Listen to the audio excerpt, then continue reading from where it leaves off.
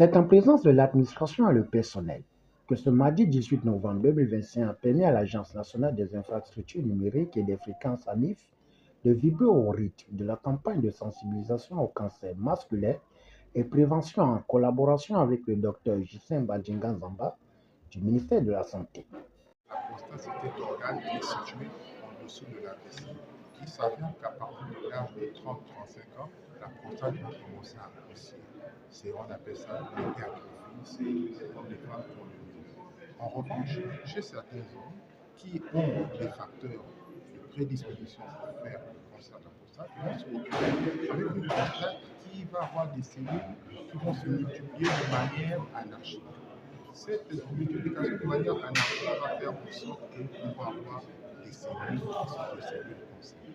La traduction de cela, c'est cette personne qui va accumuler ce verre plusieurs fois la même journée, qui la journée va avoir des ennuis fréquents d'uriner, va devoir forcer pour uriner, va avoir du sang dans les urines, va avoir du sang dans le sperme, va avoir des douleurs au niveau des hanches ou dans le dos. Ce sont ces signes. Mais ces signes ne sont pas uniquement propres au cancer de la prostate. On peut avoir ces signes pour autre chose. Cette personne qui pisse sans arrêt, qui urine sans arrêt, c'est peut-être simplement un début de diabète ou même encore une infection urinaire dans la vessie. Et quand il urine, parce que c'est contracte et il a du sang, ou encore il fait simplement une bilharziose.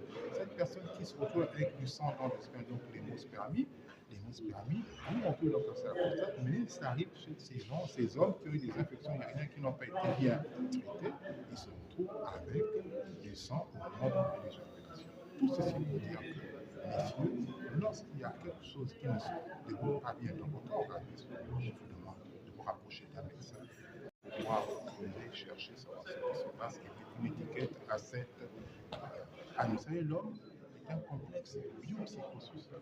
C'est vraiment une machine qui a du mal à s'intégrer dans son environnement.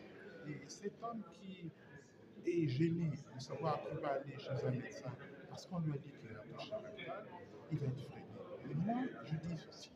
Je demande aux hommes, je demande aux femmes qui sont des relais premiers d'abord, c'est de demander à leur partenaire, à leur époux, à leur papa, à leur frère de se rapprocher des hôpitaux. Face aux enjeux des cancers masculins qui font débat avec prudence entre collègues en milieu professionnel, Yannick Moukaï, SG, des délégués du personnel et responsable HSE, n'a pas hésité à donner son avis après cette rencontre interactive sans tabou. Cette sensibilisation Novembre Bleu est le bienvenu. Pourquoi? Parce qu'elle permet de répondre à un certain nombre de questions que nous les hommes nous posons concernant un sujet qui est de plus en plus répandu dans le quotidien, c'est le cancer de la prostate.